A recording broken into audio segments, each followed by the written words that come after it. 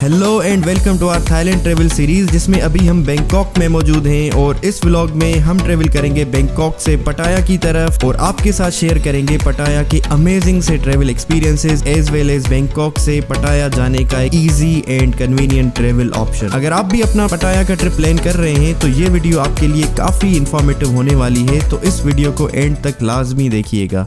इस वक्त हमने अपने होटल से चेकआउट कर लिया है और हमें जाना है स्वर्णा भूमि एयरपोर्ट की तरफ। वैसे तो लोग एयरपोर्ट इसलिए जाते हैं कि वो प्लेन में ट्रेवल कर सकें, लेकिन हम एयरपोर्ट इसलिए जा रहे हैं कि हमें वहां से एक इंटरसिटी बस मिलेगी जो हमें बैंकॉक से पटाया तक लेकर जाएगी। और यहाँ से एयरपोर्ट जाने के लिए इजीएस्ट, चीपेस्ट और फास्टेस्ट ऑप्शन है मेट्रो ट्रेन, जो हमें फाया थाई स्टेशन से मिलेगी, जो हमें सीधा ड्रॉप करेगी एयरपोर्ट के अंदर। और इंटरेस्टिंगली फाया थाई स्टेशन हमारी अकोमोडेशन से 500 मीटर्स के वॉकिंग डिस्टेंस पर है।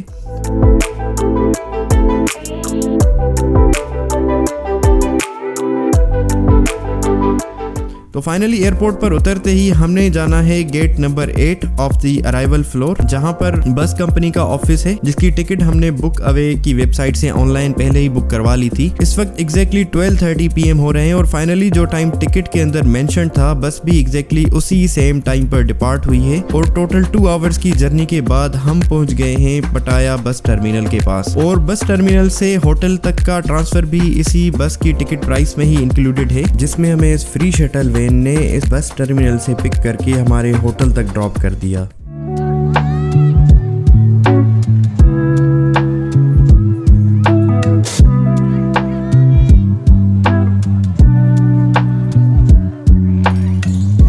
हमने चेक इन कर लिया है। रूम हमारा बिल्कुल मुनासिब सा है क्योंकि हमने एक ही नाइट स्टे यहाँ पे करना है। एज सच हमें इशू नहीं था इस रूम से क्योंकि it was very cost effective. अभी हमारा प्लान है कि हम यहाँ से रेंट पे बाइक लेंगे और उस पे पूरा का पूरा शहर हम एक्सप्लोर करेंगे। हमारे पास सिर्फ आज ही का एक ही दिन है जिसमें हमें जितना मैक्सिमम हो सके हम पटाया को एक्सप्लोर कर सकें वो हम करेंगे। फिर चलते हैं और मिलते हैं बाहर रेंट अ बाइक की किसी शॉप पे।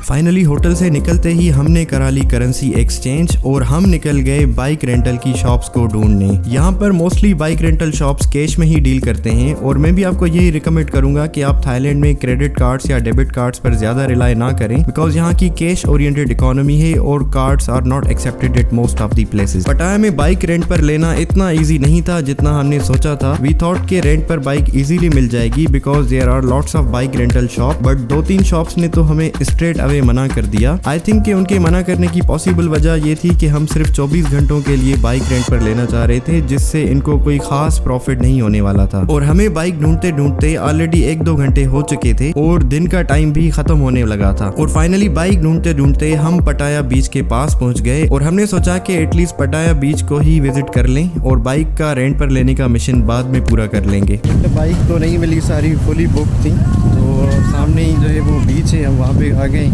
वैसे भी हमें बाइक रेंट करके बीच पे ही जाना था। इस वक्त हम मौजूद हैं पटाया बीच के पास। हमारी एक्सपेक्टेशंस थी कि पानी साफ़ सुथरा होगा, ब्लू वाटर होगा, लेकिन यहाँ पर पानी साफ़ सुथरा नहीं है। वाटर एक्टिविटीज़ हैं यहाँ पे, पैरासेलिंग है, उसके चार्जेस भी हैं तकरीबन 400-500 बात के अंदर मतलब ओपनिंग प्राइस है। बाकी जितना बारगेन आप कर सकें। और जेट स्की है वो भी 800-900 ये बता रहे हैं, लेकिन जितना बारगेनिंग आप कर सकें कम करवा सकते हैं। स्विमिंग के भी लिमिटेड से स्पॉट्स हैं जहाँ पर लोग कम ही लोग हैं जो स्विमिंग कर रहे हैं। पटाया बीच जो है वो इतना अपीलिंग हमें नहीं लगा। बाकी शहर अच्छा है, उसकी जो वाइब्स हैं एक टूरिस्टिक वाइब्स हैं, ज़्यादातर टूरिस्ट आपको मिलेंगे यहाँ पर।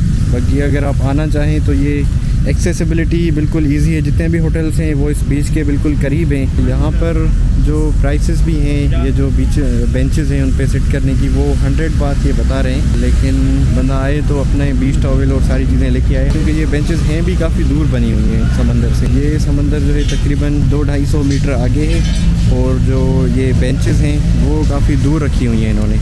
और फाइनली पास ही में एक रेस्टोरेंट के पास थोड़ा बहुत रिफ्रेशमेंट करने के बाद हम निकल गए बाइक ढूंढने का एक फाइनल अटेम्प्ट देने। और बिल आखिर काफ़ी स्ट्रगल करने के बाद हमें मिल गई रेंट पर बाइक। फाइनली जो है वो बाइक हमें मिल गई है रेंट पे।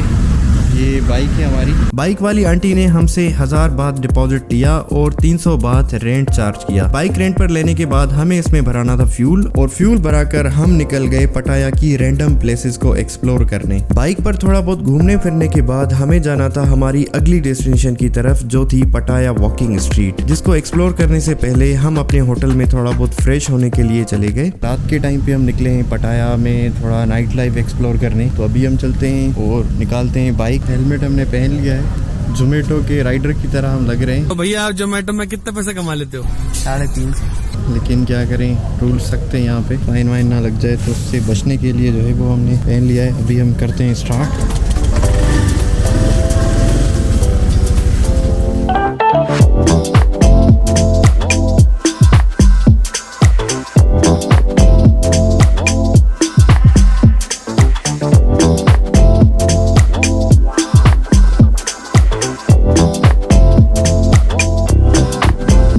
की स्पेशल बात यह है कि यहाँ पर most of the places are very near to one another, और वॉकिंग स्ट्रीट भी हमारी अकोमोडेशन से 5 मिनट्स की राइड पर ही मौजूद है। और ये वाली स्ट्रीट इस पटाया बीच वाले रोड के साथ ही में है। पटाया वॉकिंग स्ट्रीट यहाँ की नाइट लाइफ के लिए बहुत ज्यादा फेमस है, और यहाँ पर लाइन के साथ दोनों साइड्स पर क्लब्स, बार्स और कैफेज बने हुए हैं जो सारी रात ओपन रहते हैं। Since we are not the club person, so we did not choose to go inside any of the club. However walking street के अंदर ही हमारी नजर एक स्ट्रीट फूड वेंडर पर पड़ी जो गर्मा गर्म समोसे सेल कर रही थी। सो वी डिसाइडेड कि हम कुछ समोसे ट्राई करें। I hope it is not weird to eat samosas in Pattaya walking street rather than visiting night clubs on this street. Pattaya walking street के साथ साथ यहाँ पर पटाया बीच पर भी काफी वाइब्रेंट नाइट लाइफ आप ऑब्जर्व कर सकते हैं। फाइनली इस वॉकिंग स्ट्रीट में थोड़ा बहुत घूमने फिरने के बाद हम वापस अपने होटल में आ गए, ताकि हम पटाया के अंदर नेक्स्ट डे की एक्टिविटीज को हम प्लान कर सकें। The next day. आज हमारा पटाया में लास्ट डे था, और आज के दिन में हमें पटाया से फुकेट की तरफ निकलना था, और हमारे पास पटाया में स्पेंड करने के लिए बचे थे 2-3 घंटे। तो फौरन से बुफेट ब्रेकफास्ट करके हमने होटल से किया चेकआउट, और लगेज डिपॉजिट करवा के हम निकल गए अपनी बाइक पर पटाया की कुछ प्लेसेस को एक्सप्लोर करने, जो आज के दिन में 2-3 आवर्स के अंदर विजिट करना पॉसिबल थी।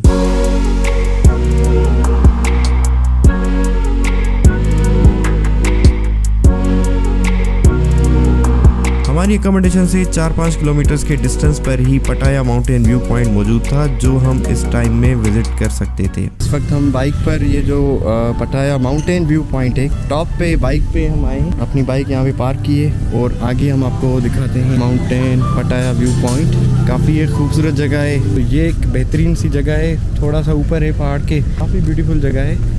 तो ये जगह पटाया में आपने मिस नहीं करनी, और फ्री ऑफ कॉस्ट है इसकी एंट्री। ये पूरा बीच आपको नजर आ रहा है, ये पटाया बीच है। ये दूर से काफी अच्छा है, करीब से जो रोड है, बीच रोड है, उसकी वाइब्स अच्छी हैं। वहाँ पे आप अगर जाएंगे तो अच्छा लगेगा, लेकिन अंदर जो पानी है वो इतना साफ नहीं है। बेहतर यही है कि आप बाइक उठाएं और बाइक पे ही ये सारा बीच रोड एक्सप्लोर करें। बाकी तो पटाया सिर्फ और सिर्फ नाइट लाइफ के लिए ही फेमस है कि नाइट लाइफ वहाँ की अच्छी है, लेकिन इस तरह की चीजें जो है वो पटाया में बिल्कुल कम है। यहाँ पर भी टूरिस्ट हमें नजर ही नहीं आ रहे। यहाँ पर ज्यादातर जो है वो लोकल्स हैं, शायद उनको इतना आइडिया नहीं हो टूरिस्ट को इस जगह का। गर्मी को अवॉइड करने के लिए मैं रिकमेंड करूंगा कि आप सुबह सवेरे आएँ या शाम को सनसेट, बल्कि बेहतर यही होगा कि सनराइज देखने आप यहाँ पर आएँ। एक अच्छा सा आपको प्लेजेंट सा वेदर आपको मिलेगा। यहाँ पर इतनी गर्मी है कि बता नहीं सकते आपको कि कितनी गर्मी है। कोशिश करें कि दिन के टाइम पे ही आएँ। व्यू इतने अच्छे हैं कि अभी हम व्यू को भी नहीं छोड़ सकते और गर्मी भी बर्दाश्त नहीं कर सकते। हम बीच में ही खड़े हैं कि हम क्या करें, कि व्यू एंजॉय करें या गर्मी बर्दाश्त करें। लेकिन व्यू जो है वो गर्मी बर्दाश्त करने से ज़्यादा इंपॉर्टेंट है हमारे लिए। पैसे वैसे खर्च करके आए हैं भाई। पटाया व्यू पॉइंट को एक्सप्लोर करने के बाद अभी भी थोड़ा बहुत टाइम बाकी था, तो हम निकल गए हमारी अगली डेस्टिनेशन की तरफ।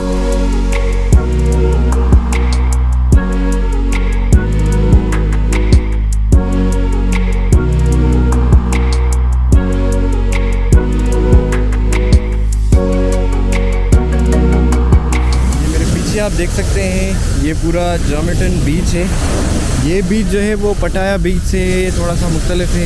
एक तो यहाँ पर सैंडी बीच है और यहाँ पर जो है वो ज़्यादा टूरिस्टिक वाइब्स जो है वो काफ़ी ज़्यादा हैं, और यहाँ का पानी भी कंपैरेटिवली पटाया बीच से साफ़ है और यहाँ पर टूरिस्ट भी जो है वो ज़्यादा हैं और वहाँ पर आपको मतलब सुकून से आप बैठेंगे तो खामा में कोई उठ के आ जाएगा, हमसे पैरासेलिंग की एक्टिविटी लें, जेट स्की लें, खामा में जो है वो लोग आपके पीछे आगे पड़ जाएंगे। लेकिन यहाँ पर इस तरह का कोई माहौल नहीं है। यहाँ पर आप अपने हिसाब से बैठेंगे, कोई आपको डिस्टर्ब नहीं करने वाला, सुकून के साथ आराम के साथ आप यहाँ पर अपना जो है वो बीच का स्टे, सन बैथिंग वगैरह जो भी है वो आप आराम से एंजॉय कर सकते हैं। 100 बात पर पर्सन जो है वो बेंच यहाँ पर ये आपको अलॉट करेंगे और सारा दिन जो है वो आप उसके ऊपर बैठ के और सारा जो है ये सी का व्यू जो है वो आप एंजॉय कर सकते हैं।